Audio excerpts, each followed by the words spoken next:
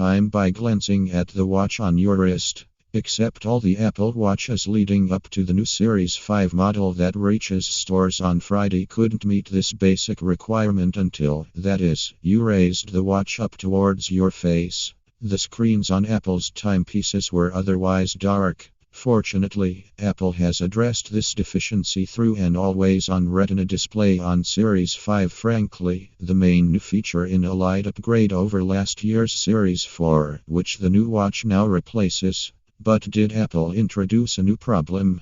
A battery that poops out way too soon? More on that in a moment. The latest watches start at for a 40mm case version with GPS only and for the GPS Plus cellular model.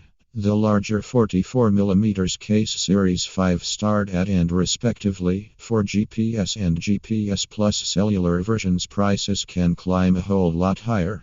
You can easily spend well into the 4 digits, for example, for an Apple Watch with a Hermes case and wristband. Apple sells Nike branded versions, too. iPhone 11 review.